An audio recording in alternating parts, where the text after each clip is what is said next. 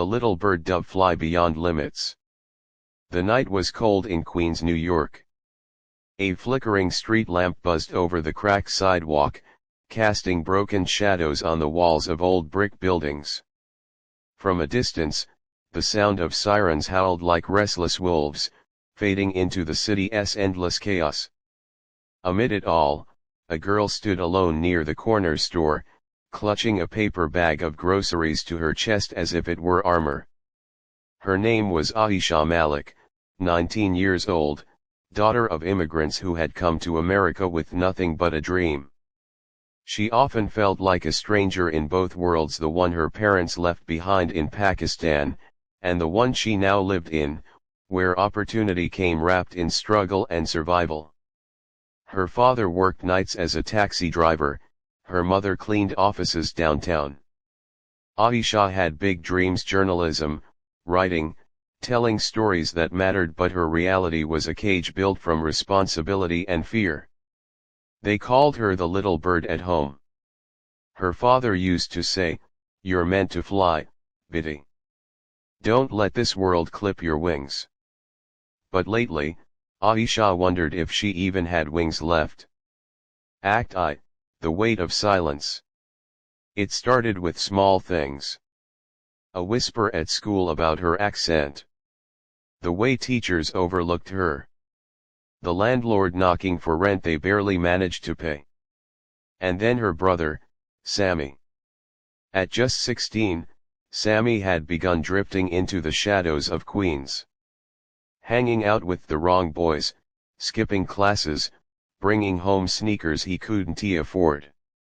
Aisha saw the signs, but her parents were too tired, too busy surviving, to notice.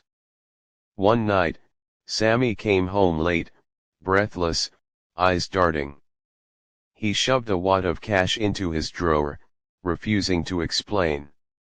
Aisha's heart sank.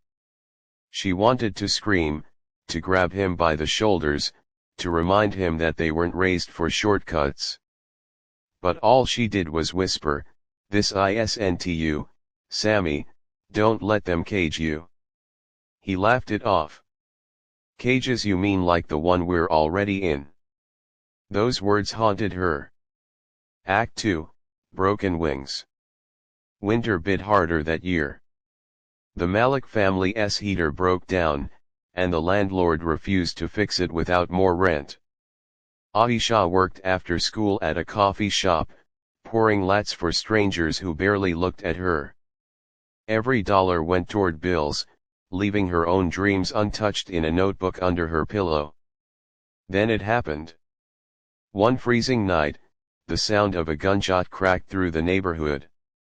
Aisha woke to pounding on their door. Police lights painted the windows red and blue. Sammy had been arrested. Armed robbery. She felt her lungs collapse. He was just a boy.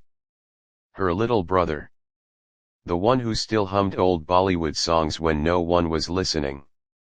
Now, they said he pulled a gun at a gas station with 2 other kids. Her parents broke. Her mother's cries echoed through the apartment. Her father, silent and rigid, drove his taxi longer hours to pay for lawyers they couldn't afford. And Aisha, she drowned in guilt. She had seen it coming. She had said nothing. Act 3, The Cage Tightens. The trial dragged on. Weeks turned into months. Sammy sat in a detention center, his once bright eyes dimming every time Aisha visited. He looked smaller behind that glass, like a bird trapped in someone else's hands. "You don't get it," he whispered once, pressing his palm to the window. "In this city, you either fly with the wrong flock, or you never fly at all." Aisha's throat tightened. She wanted to believe she was stronger than her silence. But the truth was, she was caged too by fear, by responsibility, by the invisible weight of being the eldest daughter of immigrants. She started writing again, secretly. Late at night, by the glow of her phone. Not stories about faraway worlds, but about this world. About kids like Sammy. About families like hers. About broken systems that clipped wings before they could even stretch. Act 4, A Chance to Fly. One of her essays accidentally made its way to her English professor, who urged her to submit it to a city-wide contest. She almost didn't. What difference could her words make? But something inside her whispered, fly. Weeks later, she received an email that made her heart stop. Her piece, The Little Bird, had won. Not only that, but it was going to be published in a New York magazine. The story was raw, painfully honest. It painted the picture of an immigrant family, of a brother lost to the streets, of a sister who wanted to believe in hope. It was her truth, laid bare.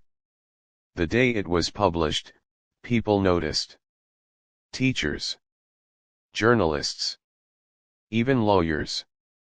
One attorney, a woman named Rachel Myers, read it and reached out. She wanted to represent Sammy pro bono. Act V, Beyond Limits. Months later, in a small, crowded courtroom, Aisha sat clutching her mother's hand. Rachel argued fiercely, showing how Sammy had been manipulated by older boys, how the system failed to offer him guidance before it offered him prison. The judge didn't dismiss the charges, but Sammy was given a reduced sentence and the chance to enter a rehabilitation program instead of years behind bars. When Aisha visited him afterward, he smiled for the first time in months. "You did this," he said. "No," she whispered, tears stinging her eyes. "We did. You still have wings, Sammy. Don't let them break again." Epilogue, The Flight. Years passed. Aisha kept writing. Her essays turned into articles, her articles into a book. She became a voice for the voiceless, a journalist who told the stories America often tried to forget. And Sammy, he came home. Not perfect, not unscarred, but alive. He worked at a youth center, guiding other kids who stood at the same crossroads he once had. One evening, as the sun dipped behind the New York skyline, Aisha stood on the rooftop of their building, notebook in hand. The city hummed below, restless and alive. She looked up at the open sky and thought of her father's words. "You're meant to fly, Biddy." A single bird soared overhead, wings slicing the golden horizon. Aisha smiled. She was no longer the little bird in the cage. She had flown beyond limits.